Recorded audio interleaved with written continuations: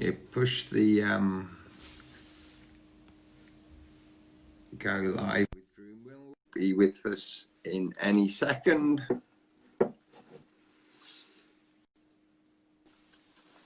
Connecting Drew. Hey, how you doing? Hey, I'm all right. Can you hear me? I can hear you. Is that all good? You can, Sweet. very good. And I can hear you, and you can hear me. Yes, I can. Yeah. Wonderful. I'll do the Yeah. I'll do the sort of the professional bit at the beginning.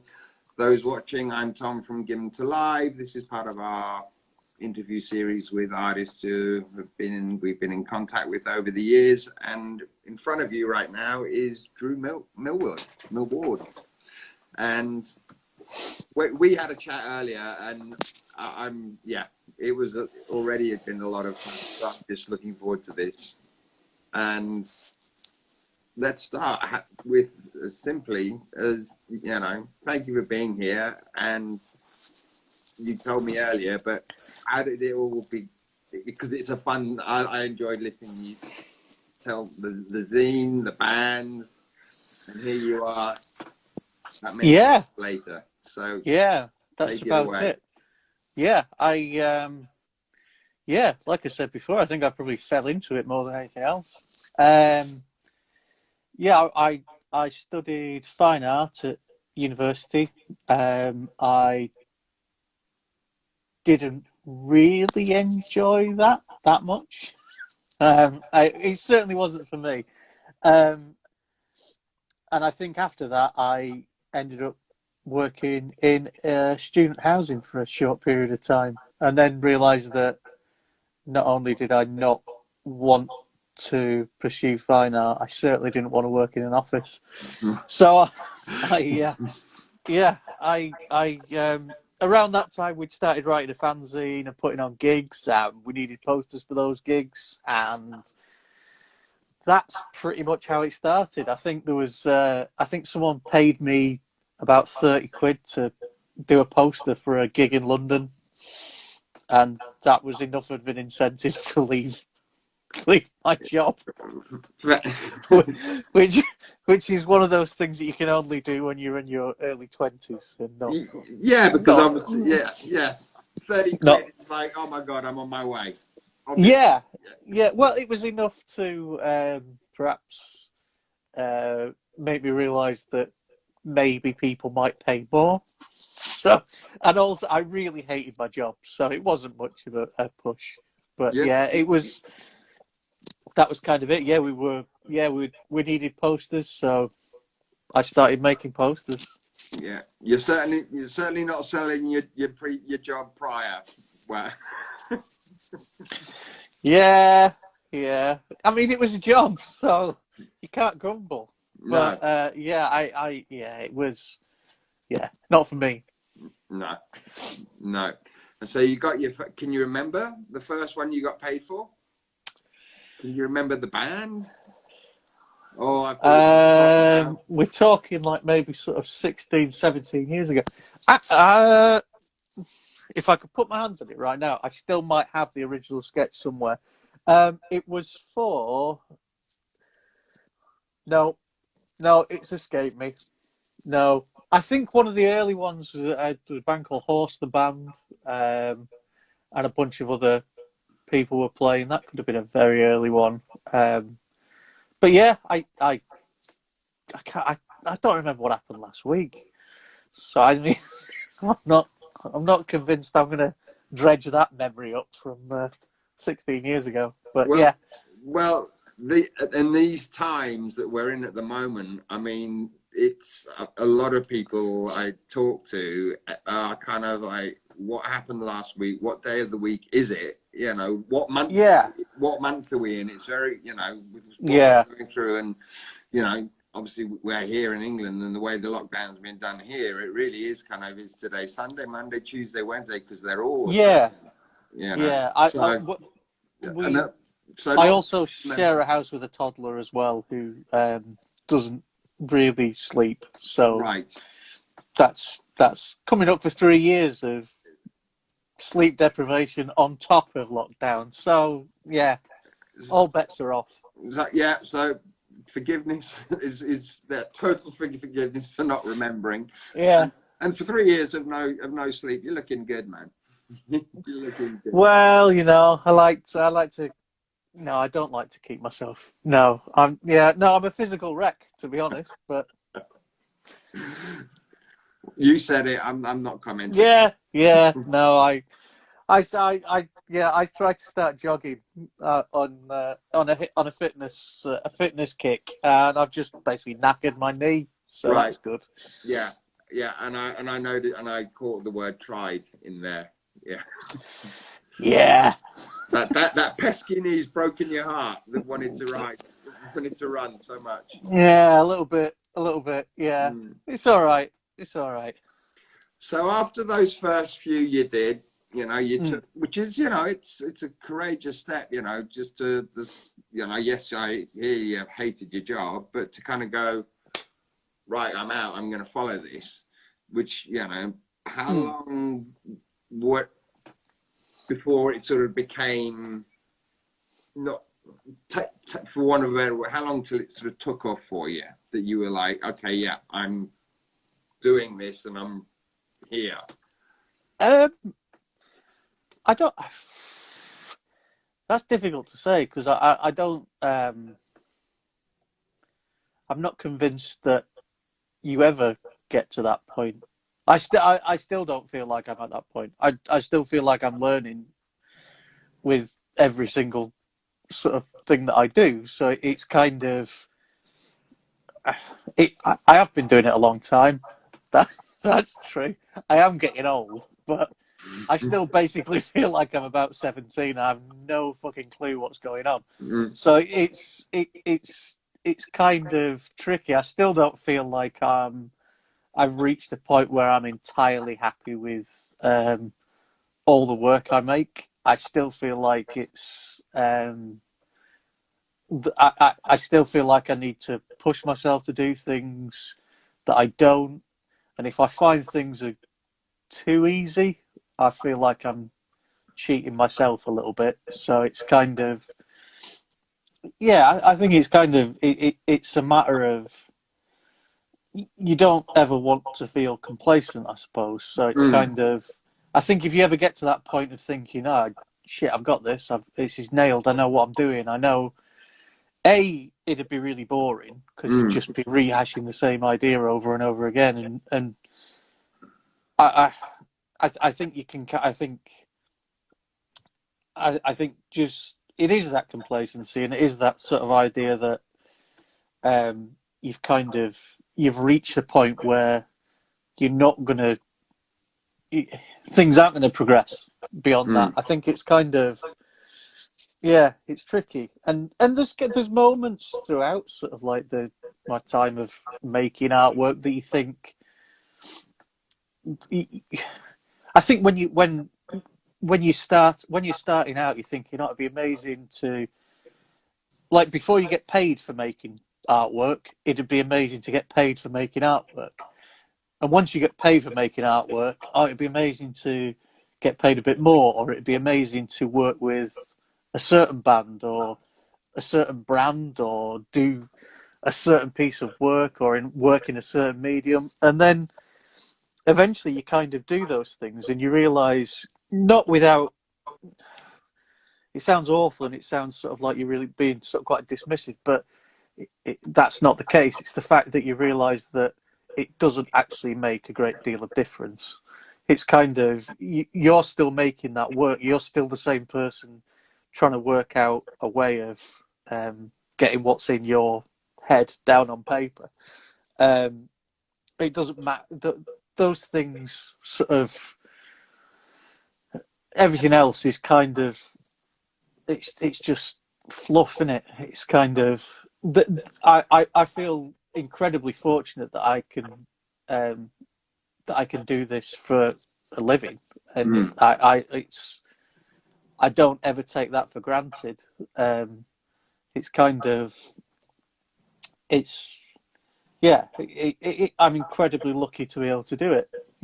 Yeah. So it's kind of, but I don't think you ever reach a point that you're completely happy and sort of settled, because it is by its very nature quite an uncertain job to be doing. I think any sort of freelance work is, it's kind of, you don't always know where your next paycheck's going to come from. It might be that there's times when it's sort of like, oh, like if your inbox is empty, there's always that thought in the back of your mind. It's like, right, no, maybe that's it. Maybe no one's ever going to ask me to do anything ever again. So it's, yeah, and especially in a time like this where potentially sort of quite a lot of that sort of work that is sort of like almost the bread and butter of your year of those tour posters and gig posters that come, and you know you're probably going to be doing them, aren't there? It forces you to kind of reassess kind of what you enjoyed. I mean, I love making gig posters. That is probably my favourite part of the job. It's what I started doing, and it's what I still love doing. But it's trying to find other ways of doing that. So I'm making art prints and making T-shirts and making stupid shit that you just want to make. It's kind of, it's a matter of juggling that. And I don't think, I kind of think all sort of freelance creative people are in a position of having to think that way. And I know, speaking to quite a lot of people who are in a similar line of work to me, it's kind of like when you're talking about this idea of sort of like, the pandemic and how much of effect has it had on you, it's like, well, in a lot of cases, you've had sort of, however many years you've been doing this has been fairly uncertain, and not having a set path of, there's no sort of prescribed way of doing things. So it's kind of, you're always trying to think of ways forward. So the idea that the world has suddenly been put on pause kind of doesn't make, in terms of, I mean, obviously there are sort of the practical elements to go with it, but it doesn't make a great deal of difference to your day-to-day existence. It's kind of, you're still making work, you're still trying to create the same amount of work that you would have done otherwise. And it's amazing to see so many people making such great work under sort of like, perhaps not the most ideal of situations, but yeah. I'm rambling. Actually, you know what? It was like, I'm listening to you, and and then there was the second part was like, what's going on right now and how it's affected you. But what I heard prior to that was a really strong sense of humbleness and humility about, like, I'm doing, what I'm doing. You mentioned, I think, the word, complacency, and I was listening to you, and I just, it was really good to hear. Not for 1 minute was I thinking, he just, phones them in, as they say. But the way you were talking about it really came across so strongly that, this is, I can't just get away with something that I know I can get away with. And that, that's really good to hear, Yeah. I mean, arguably it becomes easier to make work, I suppose, and I think that's when I get worried. like I say, it's kind of like, if it's too easy, then it risks being boring, or if it's it's weird, isn't it? It's kind of, it's not really, there aren't any right or wrong answers, and it's kind of, a lot of things that I really enjoy making take very little time, but I kind of almost don't feel like I should accept ownership of that, because I don't feel like there's enough effort put into something. if that makes sense. It, Even though I know that I've made it, it's just sort of like I don't feel like. Yeah, it's a strange one. I get what you're saying. I see a question came up, and I feel it feels almost unfair to ask since you mentioned the sleep deprivation and I'm like thinking the answer is like, how am I meant to know almost before I ask it? It's like, but someone's asked, what are your favorite posters that you've done? Oh.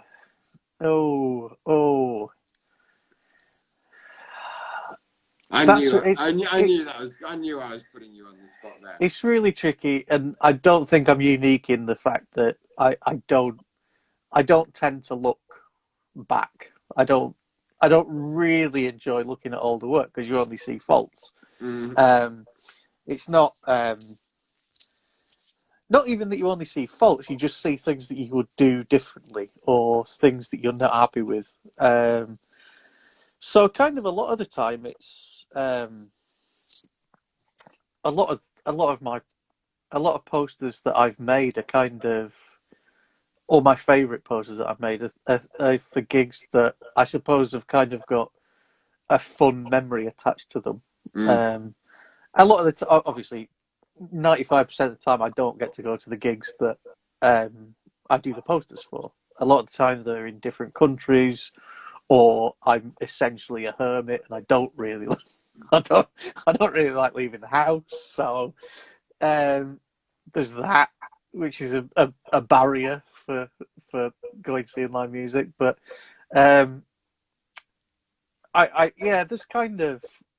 there's different things, and sort of like I think it's probably about 2006, so we're talking 14 years ago. I got to do a poster for Arab Strap for like their last tour, and I love that band, and I got to go to the gig, and that was great.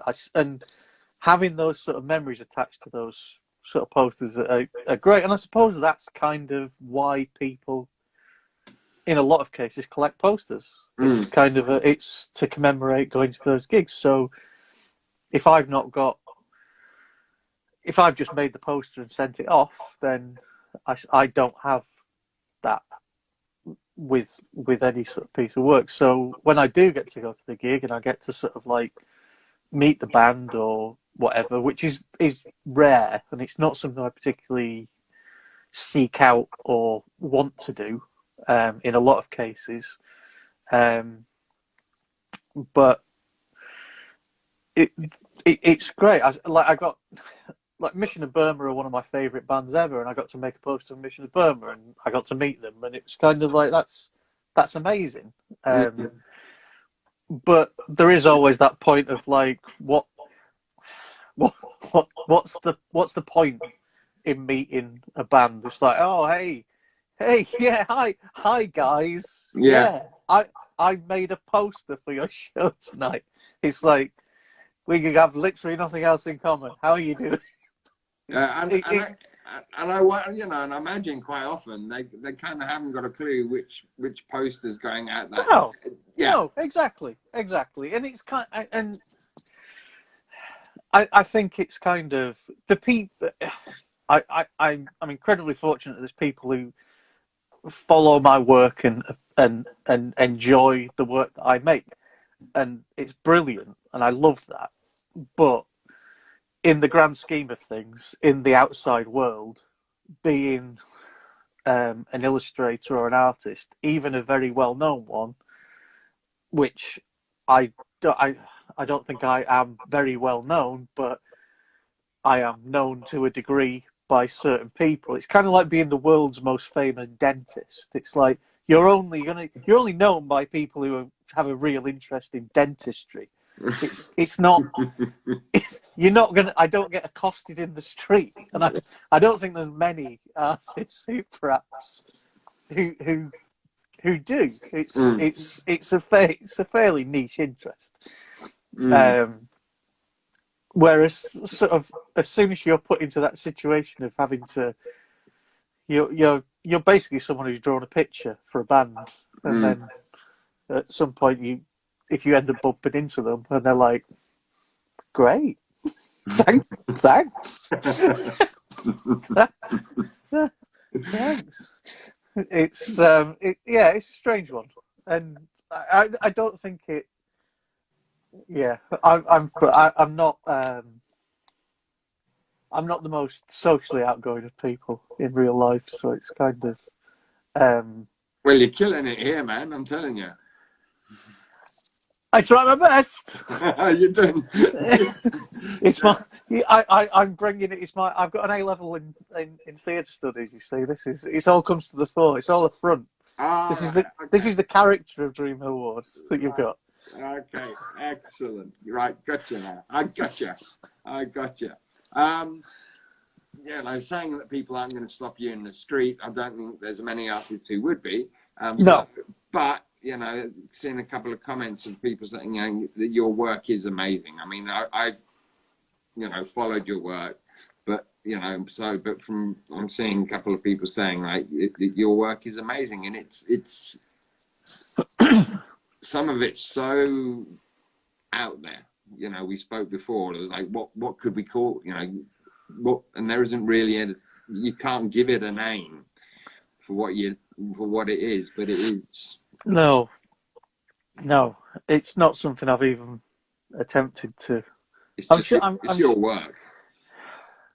I'm sure if I was a better businessman, I'd have come up with a pithy, clever sort of term for it that I could then sell. It would be right. big, but I'm not. We need to work on that one. We do, don't we? We do. What I need is a marketing team who can sell me. There's lots of things. There's lots of sort of elements to it that I suppose are sort of massively indebted to various avenues of art and design. And I think, I'm surrounded by books and things in here, but sort of like in terms of illustration, I think sort of you're exposed to illustration from a very, very early age. It's kind of picture books and things are just there. So it's kind of that's always sort of Maurice Sendak and sort of Peanuts and Richard Scarry and things are things that I remember, and I think over more recent years I've realised how much of an influence that has been on just generally sort of like my sort of like a sort of visual upbringing, and then you factor into that I love sort of old advertising and things like that. I was fascinated by gig posters before I even made gig posters, so there's that side of things. There's obviously having a background in fine art as well. There's that whole avenue and whole world of sort of influence, and it comes from anywhere. I'm interested in sort of social history and things, which I think plays sort of like quite a big part in what I do. And I would say the one thing that a lot of people sort of like say it's sort of psychedelic. Like I said before, it's one of those terms that always comes back and back and back, and it's kind of like I would say that's probably the area I'm least interested in. I guess it's like I've cracked it. Oh yeah, social history, psychedelic, you're social delic. That'll do. We'll take it. We'll take it. That's it. You're made. So there's no one's going to see that in the subject line and turn and not read the email. Well, yeah, that'll do. We'll take it. We'll have it. Yeah, there you go. Yeah. So to do it, right now that we've got it sorted. What bands would you love to do some social delic work for? Or should we say a gig poster because they wouldn't understand you yet? Is there anyone you got like real like God, I'd love to do them or? There's bands and artists that I love that I'm not entirely sure my work is suitable for, if that makes sense. It's like and there's other people that I'd love to make work for, but yeah, I don't. I think that's kind of one of the things that I love about making gig posts is the fact you're kind of you're charged with somehow making work that is representative of a band that don't necessarily share your same aesthetics. So it's kind of like you're trying to make a poster for a different, like you wouldn't make the same poster for Slayer as you would for Death Cab for Cutie. It's kind of like, and if you do, you're a shit gig poster artist because that's not how it works. You need to temper what you're doing and tailor it for different. So this kind of like, I mean, I love a lot of sort of heavy music and things, but I don't. In a lot of cases, the work that I make, I suppose. It's not that I don't think it would fit. I think it's the fact that perhaps it wouldn't fit. It wouldn't appeal to their audience. So hence, I don't think that I'm the best person to do that job, if that makes sense. Like I love sort of Converge, but would I make a great Converge poster? I don't know. It's one of those things. It's kind of yeah. I mean, there's so many. I mean, I'm incredibly fortunate to work with. I mean, the best jobs are the bands that let you kind of do what you like, and I'm incredibly fortunate to work with a whole raft of bands that allow that to happen, I suppose. And you've done a lot of work with Fish. Yeah. A lot of work with Fish. Yeah. Yeah, and I was going through and there's it was so hard because we wanted to put that sort of little collage to advertise, for want of a better word. It's so hard to pick which. No, that one.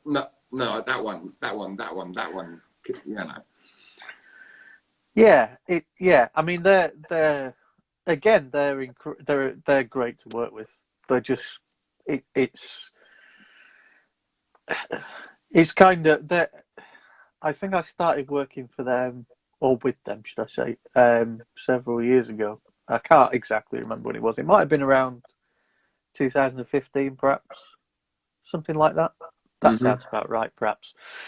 Maybe a little bit earlier. And I think the first couple of posters that I did, it was just this sort of baptism of fire of the fan base just fucking hating it. Really? Just like, what the fuck?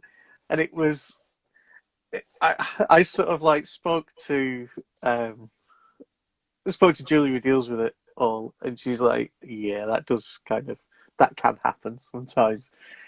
Since then, it's been great. I've met sort of like so many people through doing those posters, and sort of like had dealing with so many sort of fans of the band who've then gone on to sort of like buy other work from me and things. It has been great, but though I think it's sort of like, I don't know whether it's some kind of initiation ritual that they have with new poster artists. It's like, I don't want to do this again. Right. This is not good for my well-being in the slightest. Really? Was it that rough? Oh yeah. It was horrific. Yeah, it was the point where it was sort of like, I don't even know if I want. I don't know if I want to make posters. I don't know if I want to draw pictures. It's Really? kind of like it was that level of just. And I mean, it's difficult to gauge because thinking back on it, it probably wasn't as bad as I remember it. But you only ever focus on the negative comments. That's just human nature, I suppose.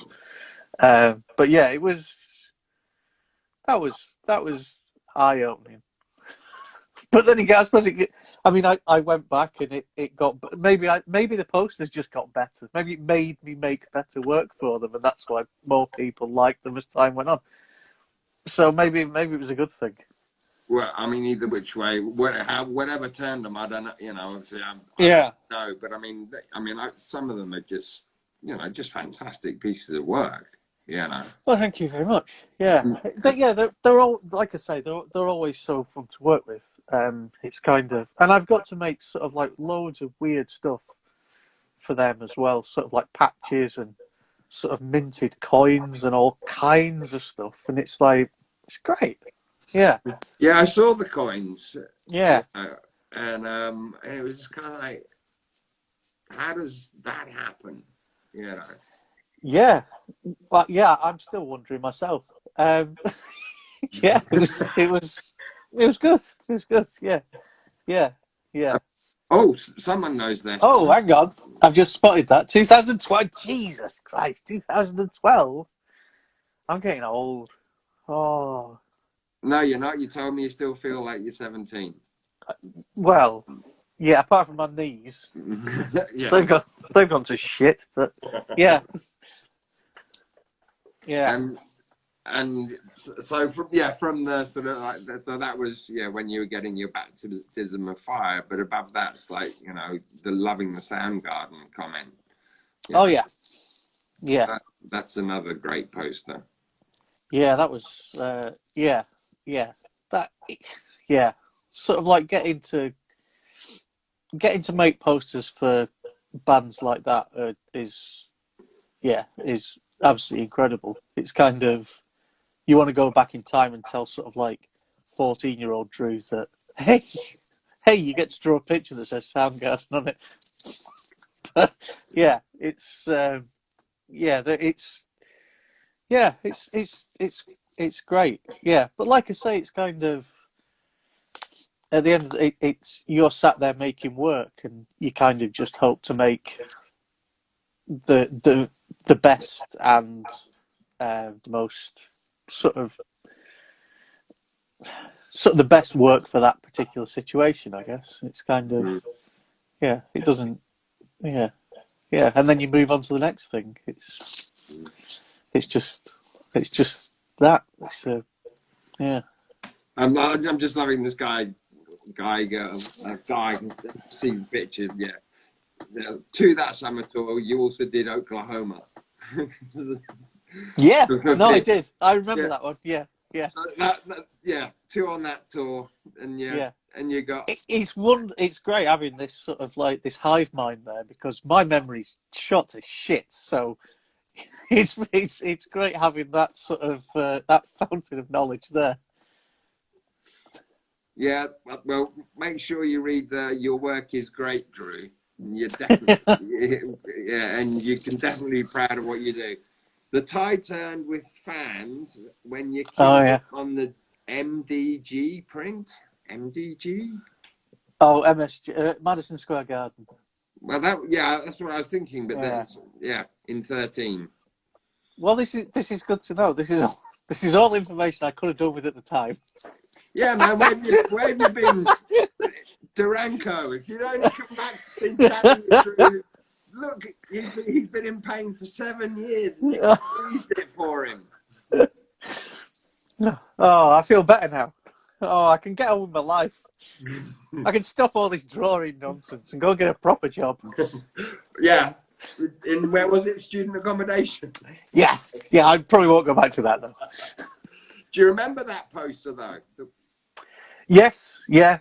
I kind of strangely remember pretty much all the fish posters, because they tend to be fairly labour intensive. The one where he says that you killed it on the MSG. Yeah. I do remember that one. Yeah.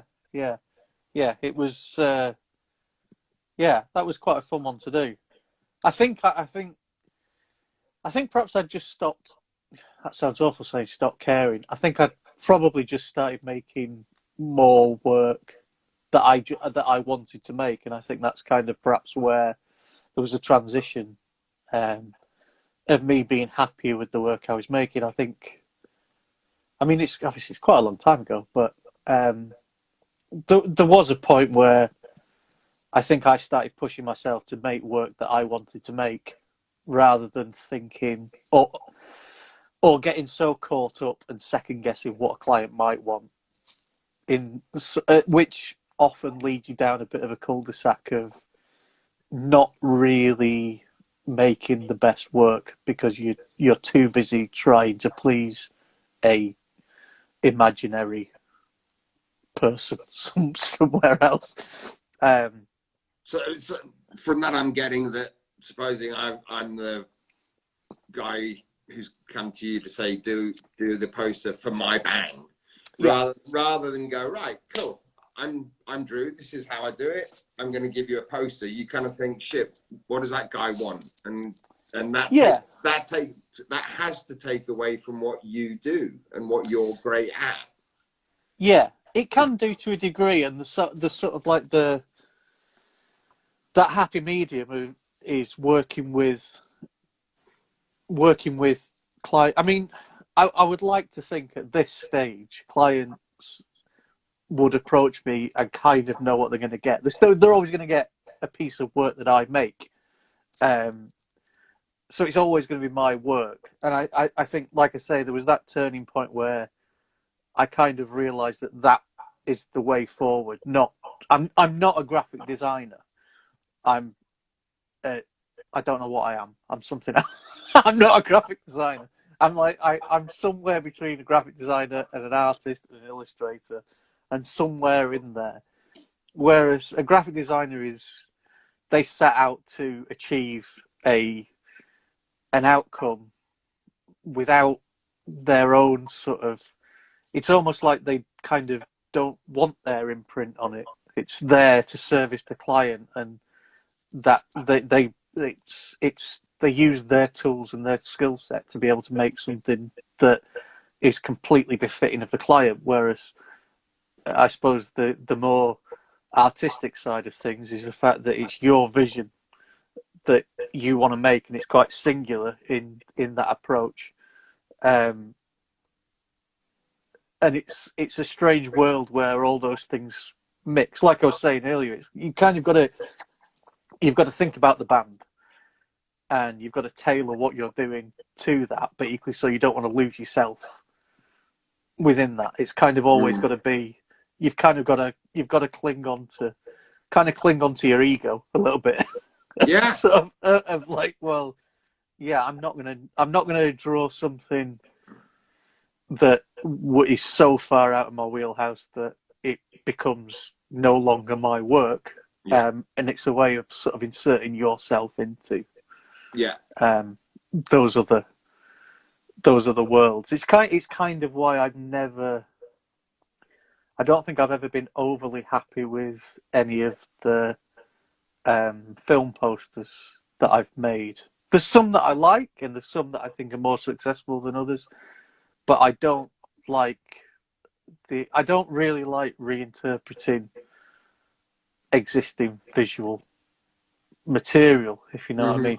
The idea that the working with gig posters is you're making a visual representation of something that is completely sonic and it's an abstract almost, and you're trying to make that physical. Whereas with a film, you've got to sit down and you've got to think about the likenesses of characters, and you've got to sort of like draw this and this and this, and it's got to. And a lot of the times, I suppose I'm not. When it's done well, and there's lots and lots of people who make incredible sort of like film posters and that sort of pop culture sort of stuff, it's incredible. But to me, for me making it, I find it a bit dull because I'm not able to do what I want. Yeah, and that's totally okay. Yeah. And actually, it's actually again that if I'm saying it wrong, I apologize, Duranko or whatever. Saying this conversation is awesome to hear, and it really is. Listening to you and being, so open, and it's very easy to kind of do a PR. I want to be, want to be heard saying the right thing. I really Yeah. I really appreciate it, and certainly this man does, and he also he definitely knows his fish as well. And I'm going to take an opportunity to slightly plug Given to Life, which is who we are, because the comment above does say, please check the poster Given to Life handmade by local artists. They're awesome. I don't know if you're aware that everyone we take to a show, we have local artists create an individual show poster for their gig. So, you know, it's a one-off, you know, and that, you know, it's just, it's our way of, one of the ways we use to make that person's show 100% their show, you know. Yeah. And also, I'll send you a couple over. I know how much you love Facebook. I'll send you a couple of the things that have been done. But that's, you know, that's very important to us. You know, obviously they're gig posters, but they're unique for the person. Yeah. Making, you know, and kind of similar in that way of like when I'll talk to I'll find a bit about the person we're taking, because we'll accept an application from whoever it might be, because we take youngsters, we take people who've gone through domestic violence, whatever, and we'll find out what it is about the band we're taking them to, whether it's a lyric or something, and make sure there's something very specific to that person within the poster. It might be very tiny, but they'll spot it straight away. Oh, that was for me, you know, as well as the whole thing saying it's for them, but that little bit of whether it's a lyric or a song, and yeah. So yeah, I'm just plugging us just for Awesome. So yeah, of your quarantine, he's run 20. He's having 20 copies. Yeah. Does that make sense? That makes no sense to me. It makes sense to me, and thank you very much. What are the quarantine posters? I did. There was. It's like a charity setup in. I can't remember the city now. It's in America somewhere. Where they invited different artists to make sort of public information posters in their style about sort of the quarantine situation and COVID, with proceeds going to Music Cares. Yeah, Right, that. right. And they sold them in sort of like packs, so you could buy a bunch of them all at once, and then you could stick them up or stick them in your window or do whatever you want with them, which I thought was like a really nice little idea. Yeah, so there was that. And he's done it. And he's given you. He's done exactly what should have been done with them. That's awesome. That is really cool. I didn't know about that at all. So I'm getting very much educated. So you kind of mentioned, you know, bands. You know, if I had all the superpowers in the world, which I don't, unfortunately, one band off the top of your head, I want a libel, you know, or they could have gone. You know, you'd love to do a poster with carte blanche to do it totally your way. It's not like, well, we want this done, that done. And forget I don't think their fans would like my style, or this, that, and the other. Just I'd probably go with Husker Du, just because they are probably my favourite band.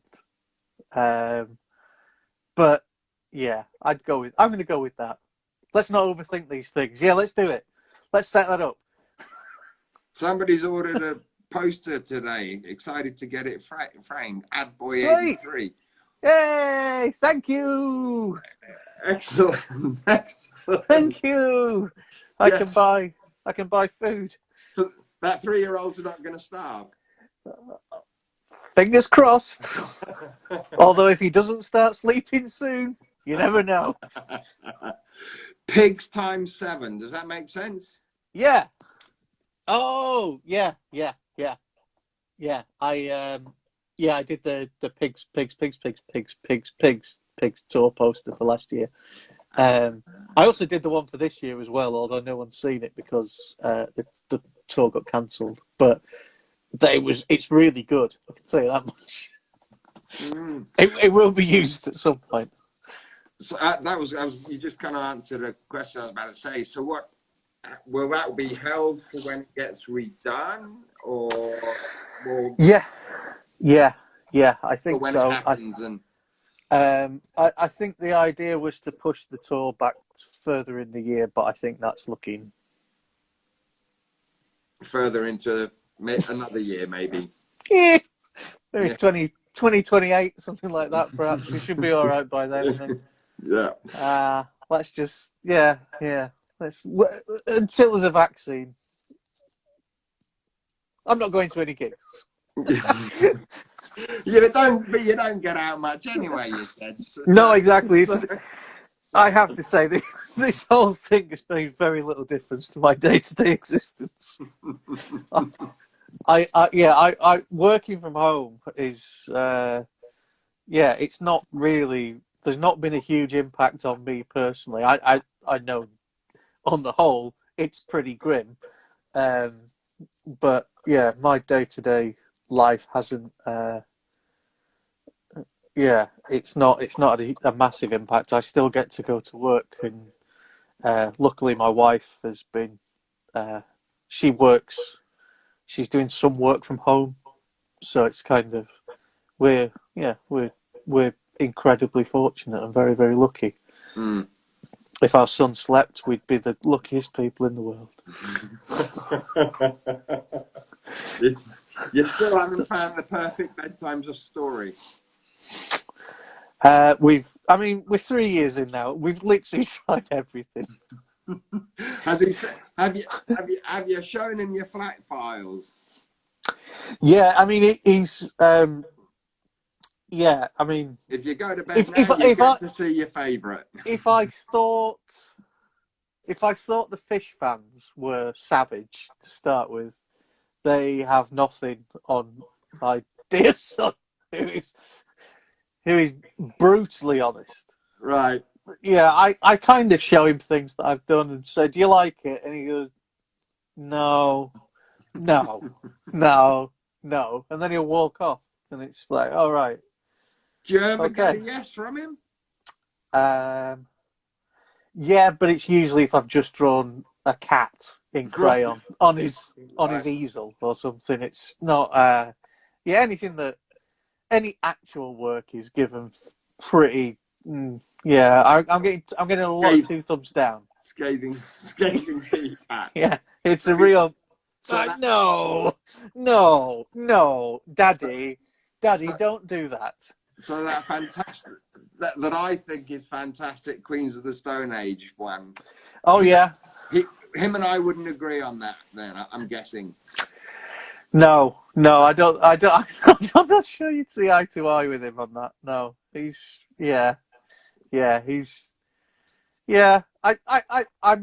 I'm consoling myself in the thought that he'll come round. His tastes will mature and everything will be all right. But we never know. But yeah, that Queens of the Stone Age one is one that of yours. Thank you very much. And do this, and you've been kind enough to come on and do try and pick posters.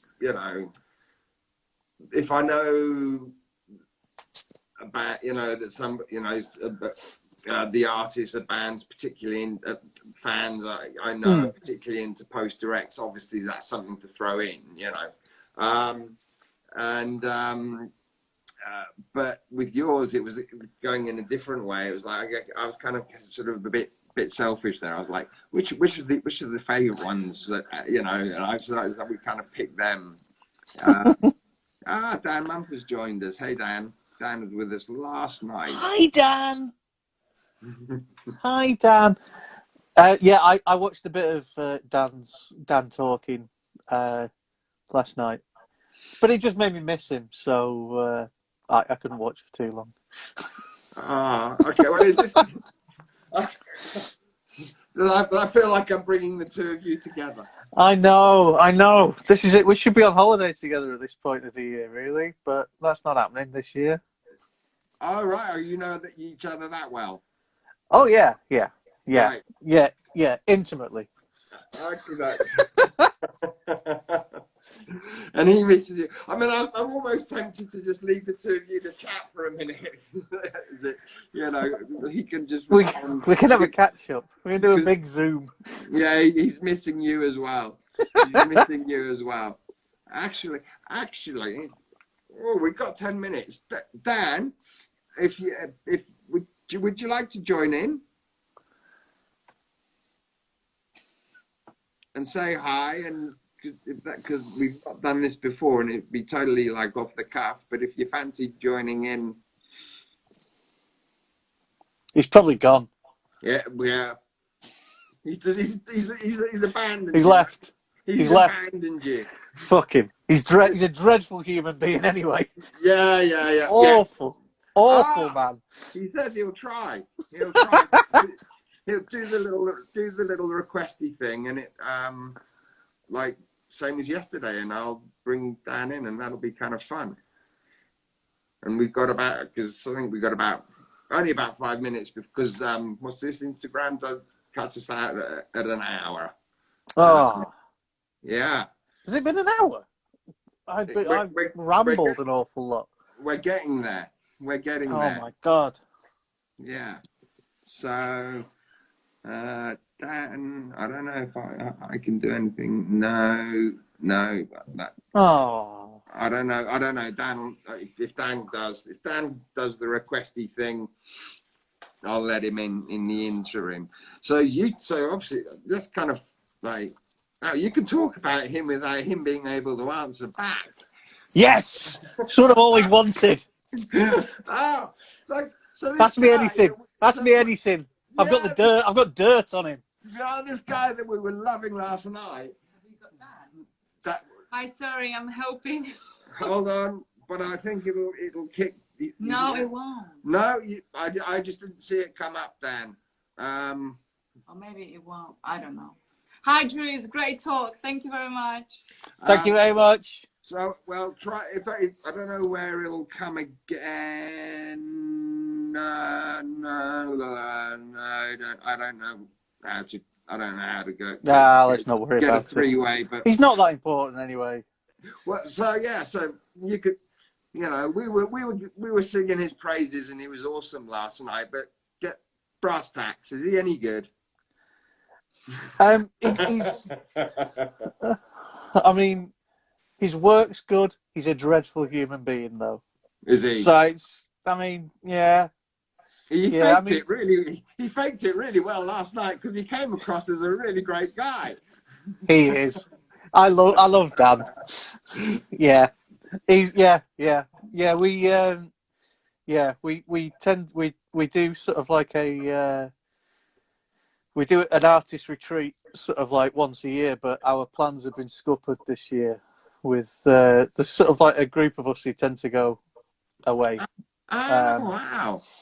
And we've not been able to do it this year because of this blasted lockdown. But yeah, sort of myself and Dan and Richie Beckett and Tom Newell and Tom Hovey. And we all get together and drink some beer and go and hire a cottage somewhere for a few nights.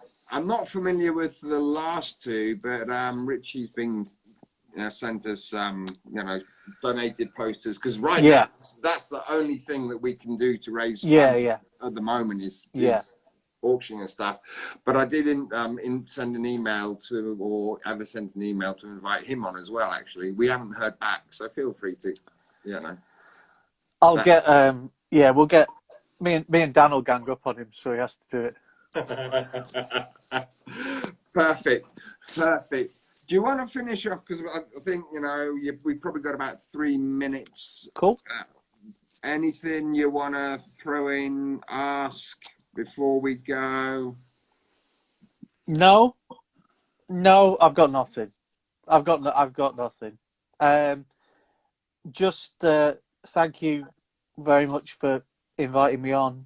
And if there's anything I can do, just holler, and Right.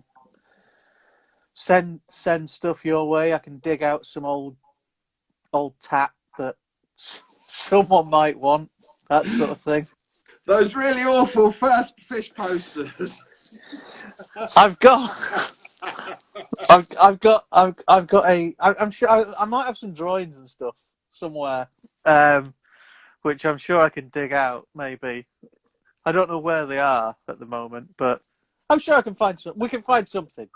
We can find something. But you just shout. No, that would be amazing. That would be amazing. Not a problem. Much appreciated. Is there a way to contact you directly, Drew? Direct Mr. Fish. Mr. Fish, as I'm calling him. It's up to you to answer. I'm not gonna. Yeah, just send me a direct message on here or an email or whatever. Send up the bat signal, smoke signals, that sort of thing. A distress flare. Yeah. Email on your website, I guess. Yeah, I don't even know if my website. I don't know if my website's working at the moment. I think it went down a while ago. Something was under construction. Yeah. Yeah. It went down, and then I've been. I would say, I've been a little bit busy and not inclined to do anything about it. So I should probably do that. This is jogged my memory. I need a website. So yeah. So right, yeah. So then, in that case, he just answered the email thing.